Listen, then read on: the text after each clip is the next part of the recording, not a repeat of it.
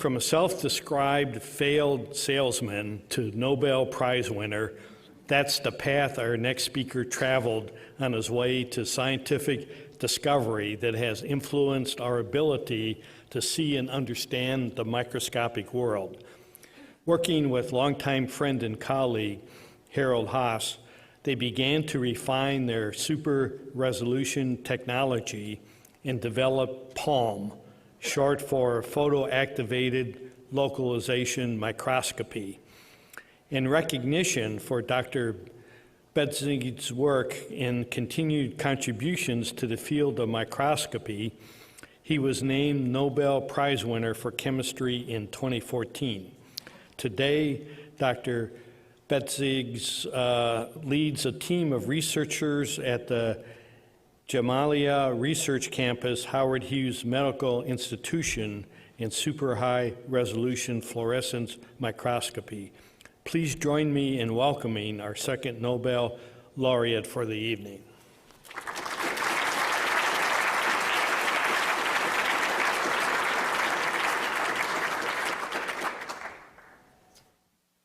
Well, thank you very much for the opportunity to be here today. I'm going to try to tell you about 400 years of light in 20 minutes. So we'll see how fast I can go, okay? So basically I want to talk about microscopes and telescopes because they're the tools that place us between the inanimate and the vast. And so if we shrunk ourselves down by about a factor of 1 billion, we would be the size of these nucleotides that are the building blocks of DNA. But on the other hand, if we grew ourselves by a factor of 1 billion, we'd only be out to the orbit of the moon. And in order to get even to the neighborhood of the Milky Way, or a little bit beyond, you would have to go out another factor of about 10 to the 12th or 10 to the 13th. So in other words, our closeness to a molecule is about 10 trillion times greater than our closeness to the size of a galaxy. And that galaxy is only 1/10,000th of the size of the observable universe. So whenever I feel good about myself for having a Nobel Prize, I only need to think about that and realize exactly how completely insignificant we are. It's humbling to think about that. But how did we get to this knowledge? Because what can we see with our naked eye? The problem is that for both seeing things in a distance or seeing things close up, how small we can see two objects or how distant we can see two objects depends upon how big the pupil of our eye is. The bigger the pupil, the more we can see. But that's pretty well fixed by Mother Nature. So it turns out that on the small side, we can see about a human hair, but that's about 50,000 times bigger than a molecule. On the other hand, if we look out in space, we can't see much at all. We can see the moon, we can see some planets as stars, we see the stars themselves, but as points. We can't resolve Neptune unless we had 50 times better vision than we have right now as a disk. So how do we know all of the stuff I just said about molecules up to the whole size of the universe? We know it because we make instruments that are capable of having much bigger pupils to have much better resolution, either at the small end or at the big end. Either an optical objective, which requires lots of lenses, or in a modern telescope like this, which uses a lot of mirror segments, there's a person inside of that that's a much bigger pupil than your eye. It can see a lot better, okay? So here's the 400 years in now 13 minutes, or 16 minutes. So people have been using optical tools since antiquity, but really things started to take off at the beginning of the 17th century when, on the one hand, Zacharias Janssen decided instead of playing around with one lens, put two lenses together, and he realized he could see smaller things than he could with one. On the other hand, there's probably an apocryphal story of this Hans Lippershey, who was a Dutch eyeglass maker, and supposedly two boys were playing with the lenses outside, and they looked and they could look like this, and they saw a weather vane in the distance very clearly, and then he said, "Eureka, that's the telescope." So he had two lenses to be able to see farther than anybody else. That took Europe by wildfire. That was called the Dutch perspective glass. One of the first guys who heard about it was Galileo Galilei. and he made one of the best telescopes at that time. And as soon as he started turning that on the heavens, he couldn't help but make discoveries everywhere. One of them was to realize that Jupiter isn't just a point, but a resolvable disk that had 4 little points that were going around it. Those are the 4 Galilean moons of Jupiter now. And by looking on different days, he could see that they orbited that, which was of course heretical, because everybody thought everything orbited the Earth instead. He was able to show that the spheres like the moon are not smooth, but have mountains and craters. He was able to show that Venus actually goes through different phases, like a sphere illuminated from a different direction. And so all of this led him gradually towards believing more and more in the heliocentric model that Copernicus had advocated earlier, but it eventually ran him afoul of the Pope. And so what happened is for all of his efforts, he ended up in house arrest for the rest of his life. So a cautionary tale for anybody who pursues a scientific career. But so that was in the early 17th century. A common theme is, as a microscopist, I say we're the retarded stepchildren of astronomers, because it takes us 50 years to do anything after the astronomers have already developed it. This was true here, where it was really in the 1660s before optical microscopes really started to have a scientific contribution. These are the 2 giants of that time, Robert Hooke, who was sort of a staff experimenter at the Royal Society, which had just started at that time. And he built a very nice microscope. He was really a polymath, a genius. And the only reason he's not better known than now is there was an even bigger genius at the time, Sir Isaac Newton, and they hated each other's guts. And Newton actually made sure there was no, this is just a guess as to what he looked like. Newton took down all of the pictures of Hooke that ever existed, because they fought over gravitation, they fought over calculus, they fought over everything. By all accounts, Hooke was a hard guy to work with, but he made beautiful pictures. So in the early 1660s was the last round of the Black Plague through London, and by making pictures like this of the fleas that were in his book, people would become less scared to be able to understand what was the threat facing them. But in addition, this book was one of the very first bestsellers, not just scientific bestseller, but bestseller period, because of the beautiful plates he had of all of the things that he could draw through that microscope. The other guy who came just shortly after that was Antony von Leeuwenhoek. And he created these microscopes. He created over 500 microscopes. But they were made not by grinding lenses by everybody else, but he would pull a piece of glass until it was like a thread thickness, then put it in a flame and it would curl up into a little ball, and he'd break that ball off, and that ball would be his lens. And it was a much more perfect ball than anybody could grind at the time. With that, he was able to go all the way down to the point where he could see bacteria.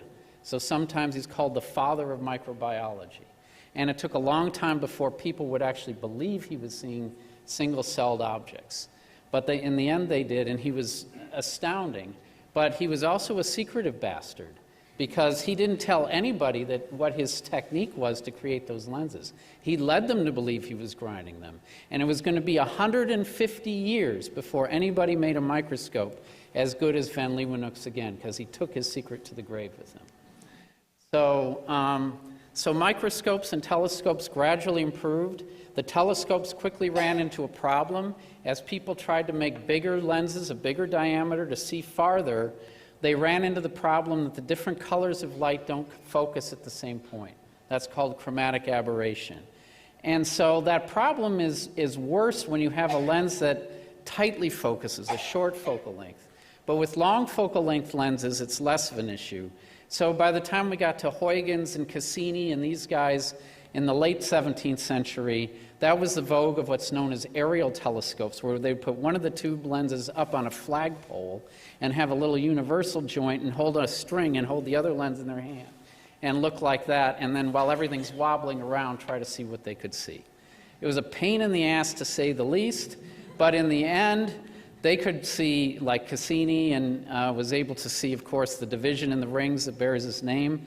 The resolution they had was probably only a factor of 2 worse when everything worked right than we would surpass until the 1990s. So it was pretty amazing what they could do back then. So the other way to get around this problem, and a better way, was instead of bending light through lenses, is to bounce it off curved mirrors to create a focus. That was the invention of that guy, Isaac Newton. It turned out a spherical mirror, which is easy to make, has errors of its own, so Hadley, a few years later, figured out how to do a parabolic mirror. And then they could create a telescope that would have roughly the same resolution as the old aerial ones, but instead of being 64 meters long, it was 1.5 meters long. And then things became much less unwieldy than they were. So there's been sort of a back and forth in history where sometimes lenses were better, sometimes mirrors were better. I'm going to just tell you the mirror story. So the mirrors got better, but the mirrors sucked because they tarnished so quickly. They were made of something called speculum, and you'd have to keep repolishing them. This guy would spend 18 hours a day polishing them, and then during the day, and then in the seeing time at night, he'd go out and do his observations. And he would go around in a circle around his disc with a pole here to do the figuring of that mirror, while his sister Carolyn would feed him sandwiches while he was doing this. I mean, he was actually a composer, but he got bit by the astronomy bug when he was an adult, and that was it. And so his crowning glory was this, it's called the 40-foot telescope. That's him right there, okay? 50 years later, there was something called the Leviathan of Parsonstown, which was even bigger. This is a drawing that somebody made of the Whirlpool galaxy through that telescope. And then it was another 50, 60, 70 years before that was surpassed in size with the Hooke telescope at Mount Wilson.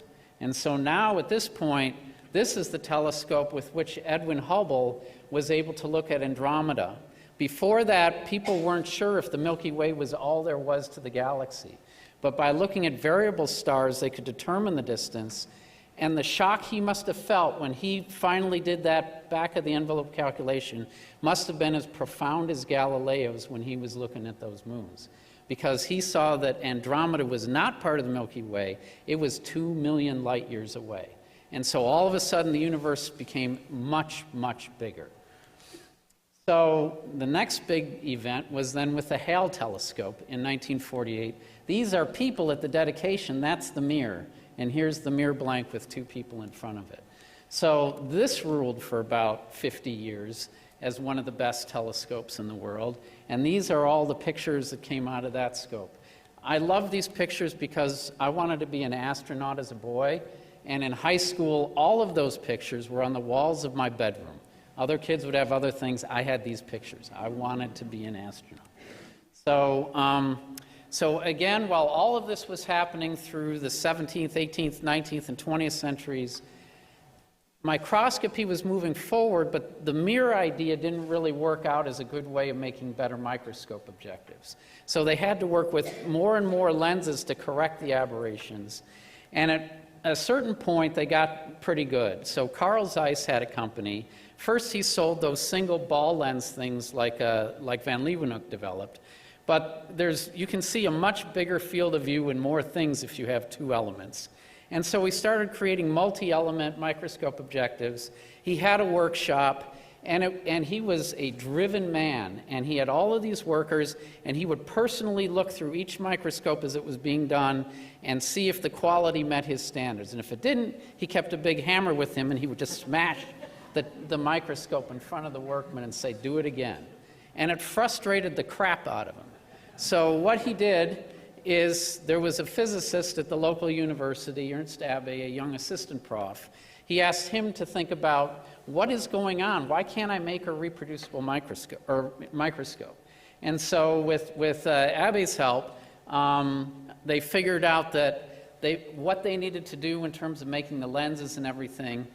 They made them to Abbe's calculations, and sometimes it worked better, but sometimes it didn't. It turned out the glass was not very good. And so they hired a great material scientist and chemist named Schott. They finally figured out how to make glass well, and eventually they came to what Abbe predicted, that there was a fundamental limit to how small you could see, which is about half of the wavelength of light. That's called Abbe's law.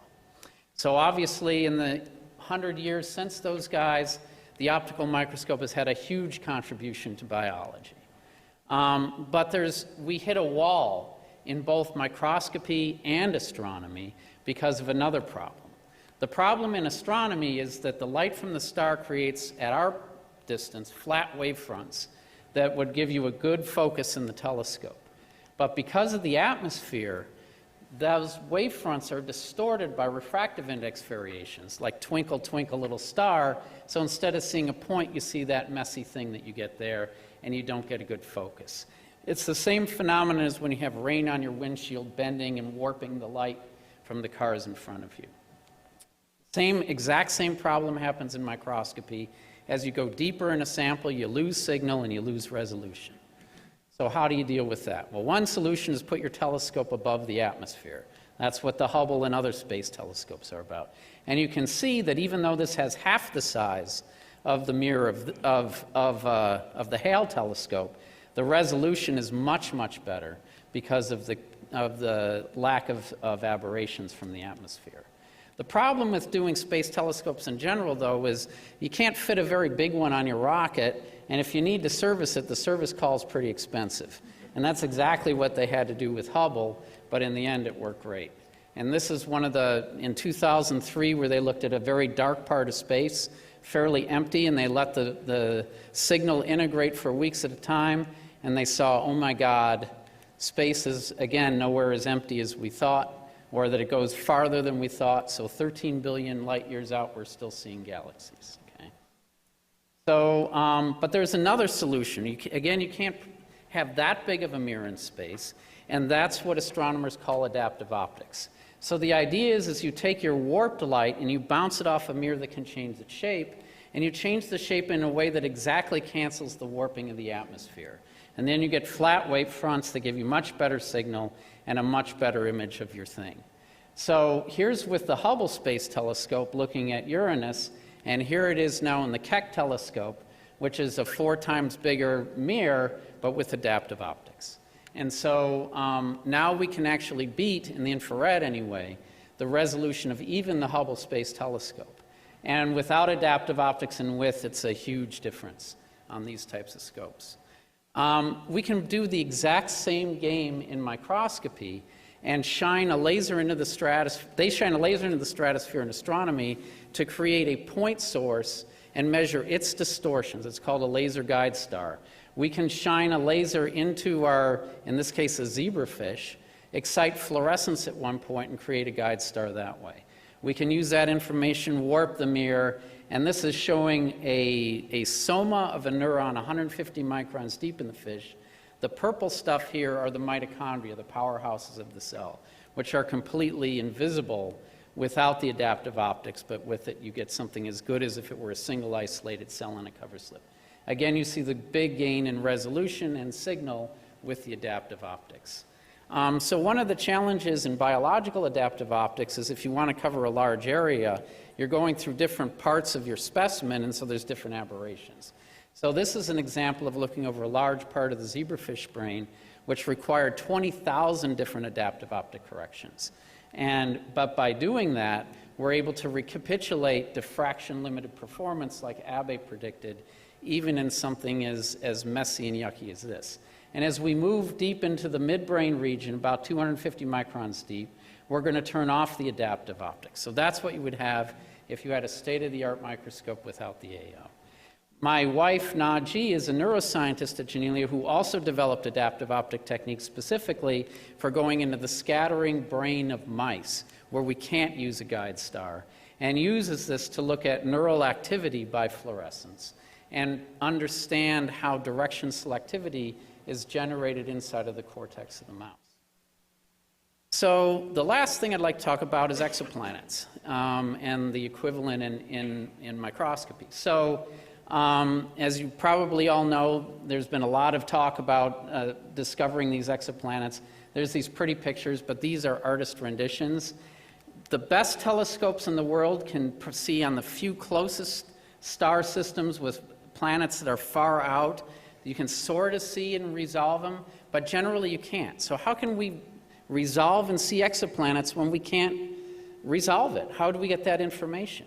Well, there's several ways. One is that the star is pulled by the planet into a little circle, and when it's moving closer to the Earth, it gives off bluer light. When it's moving farther away, it gives off redder light. And seeing that shift allows them to detect the effect from this planet. That was the first method that was really taking off.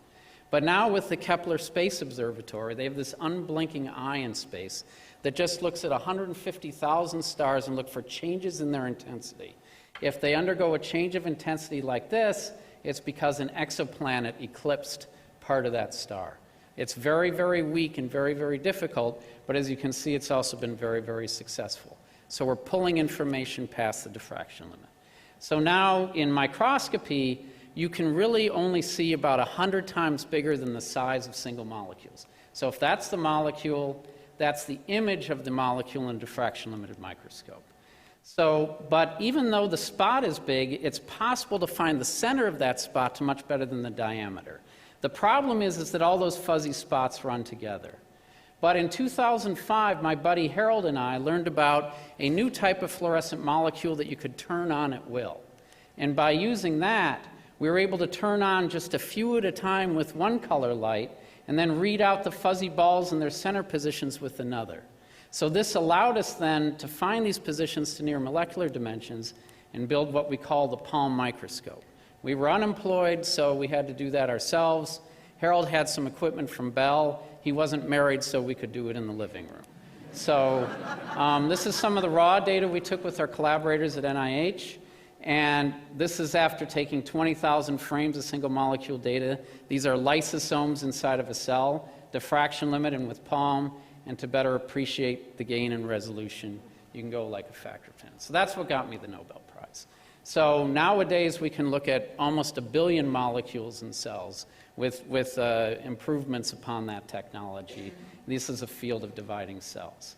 But the real advantage of doing optics is to be able to look at living cells, right? Not just fixed cells. And so we've just published a paper in Science 2 weeks ago about extending the resolution of one super resolution technique to get very high resolution to do live cell imaging. And my final slide, since I'm already 2 minutes over, is to say, well, 22 minutes for 400 years isn't too bad. So a microscope that we developed last year to non-invasively look at the 3D dynamics of living cells, which we call the Lattice light sheet microscope. So I may have won the Nobel for Palm, but based on the reception of the biologists who come through, this is going to be the most impactful microscope of my career. So with that, I'd like to close and say, you know, what you learn by this history is just how humbling it is to think how far we've come in 400 years. You know, where were we pre-Galileo to where we are now in our understanding of the universe and our understanding of life? It's incredible. But as incredible as it is, there's so much we still don't know on either the vast side or the small side. And so it's going to be a really fun ride as we continue to develop new tools and apply them to be able to go farther in our understanding on both ends of the scale. Thank you very much.